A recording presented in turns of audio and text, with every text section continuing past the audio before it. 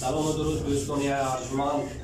ما در یک گوشه خرده که شهر وحدت قرار داریم، در یک خانه تماما غیر مقرری، خانه عجیب، خانه که سرشار از صنعت است، سرشار از رنگ است، در استخانه یا هنرگاه برادر عزیزمان عمر خاموش و تخلصشان که خاموش است.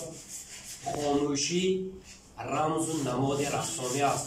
کار تصویر با خاموشی که رابطه دارد ایشان تخلص خاموش برگزیدند و از افغانستان آمدن اینجا خاموش نایستادند.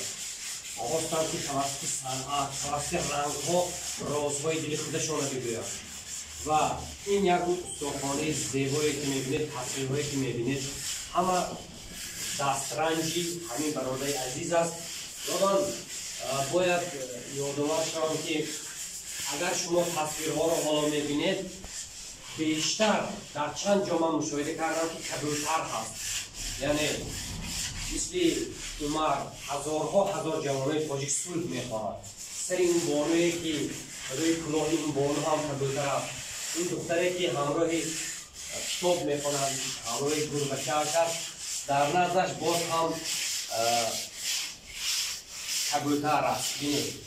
و اینجا در این یک اصلا جان و جگری همین تصویر تا جایی که من درک میکنم همین خریده افغانستان است و نگاه دختر چشمش به دیگر طرف است. هم نگاهش من فکر میکنم در انتظار صلح نشسته است. بله خود عمر خاموش میگن که مکتبش در دادن. اون یکی دخترک مکتبش آتش زدن همه و دخترک از این بسیار هر تصویری عمر خاموش یک درد، یک آرمان با خودش میکشاند. من وقتی که اینجا مهمان شدیم، ما در تصویرها، در نوارها فکر کردیم اینجا خیلی جای پناه باشد، اما دیدیم که خیلی خانه کوچک است، اما با تصویرهای بزرگ، با تصویرهای بسیار با معانی، مضمونهای بسیار عمیقی، آرمانهای بسیار عمیقی که به صلح و وضع متشنج امروزی افغانستان نگران داشته است. من از این فرصت استفاده برده سبب عمر خاموش را به صحبت دعوت نکردن من است که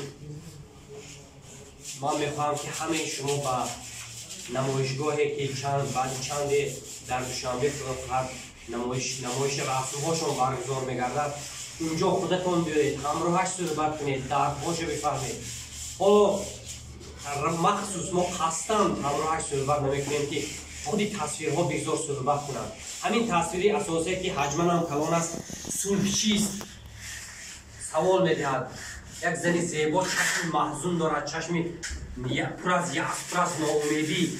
صلح چیست؟ همین تصویر همین حرفهای دل خاموش است. خاموش چی میخواهد؟ خاموش چی آرمانها دارد؟ از افغانستان چی میخواهد؟ از تاجیکستان ما چی میخواهد؟ همش در همین تصویرها است. و در آخر یک چیز اعلام میکنم، خاموش اینجا تنها برای خالی کردن درد خودش، برای تصویر کردن آرمانهای باطنی خودش نیست، بلکه امروز در شهر وحدت چندین جوانان و جوان پسران و جوان دختران لیاقتمند جمع کرده درس هم میگوید. این در حالتی که عمر خاموش قرار دارد، وطنش امروز از دست دشمنان سقوط کرده است، اما او هیچگاه ناامید نمیشود، تصویر میکشد و یار و برادران هم تاجیکستانی هم افغانستانی درسی تصویر میآموزد. واقعا هم باعث ستایش است. ما عمر خاموش را همینطور خاموش میگذاریم و در نمایش شما حرفهای دل او را، چون اونجا هم نمایش تصویرهایش و هم نوحیس هم به او داده میشود، ما شما را اونجا انتظار میکنیم. عمر خاموش زنده باشید. ما از بودن شما، از این کارهای شما که هزار بعضی از جوانای ما مثلا وجود آنها که امکانیت دارن، فرصت دارن، مبلغ دارن، این کار نمیکنن، تو در چنین یک وضعیت بسیار هم متشنج قرار گرفته، استفاده باز این کارهای میکنه. ممنون به شما. آفرین به شما. زنده باشید.